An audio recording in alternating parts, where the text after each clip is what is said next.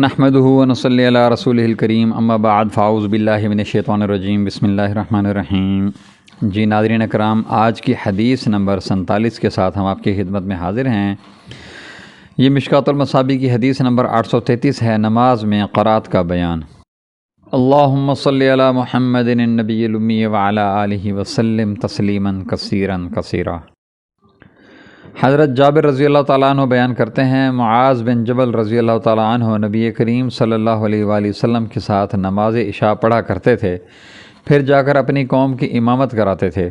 ایک رات انہوں نے نبی صلی اللہ علیہ وسلم کے ساتھ نماز عشاء پڑھی، پھر اپنی قوم کے پاس گئے اور انہیں نماز پڑھائی تو انہوں نے سورہ بقرہ شروع کر دی۔ ایک آدمی نے الگ ہو کر سلام پھیر دیا، پھر اکیلے ہی نماز پڑھ کر چلا گیا، تو صحابہ نے اسے کہا کہ اے فلاں، کیا تو منافق ہو گیا ہے؟ اس نے کہا نہیں، اللہ کی قسم میں رسول اللہ صلی اللہ علیہ وآلہ وسلم کی خدمت میں حاضر ہو کر آپ سے شکایت کروں گا۔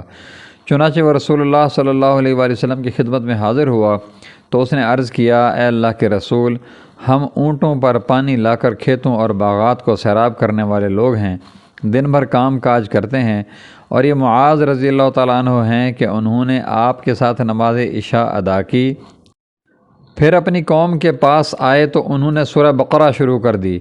پس یہ سن کر رسول اللہ صلی اللہ علیہ وآلہ وسلم حضرت معاذ بن جبل رضی اللہ تعالیٰ عنہ کی طرف متوجہ ہوئے اور فرمایا، معاذ، کیا تم لوگوں کو فتنہ میں مبتلا کرنا چاہتے ہو؟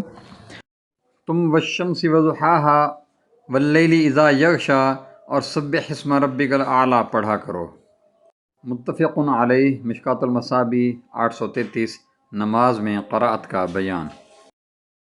وآخر الدعوانا ان الحمد للہ رب العالمین۔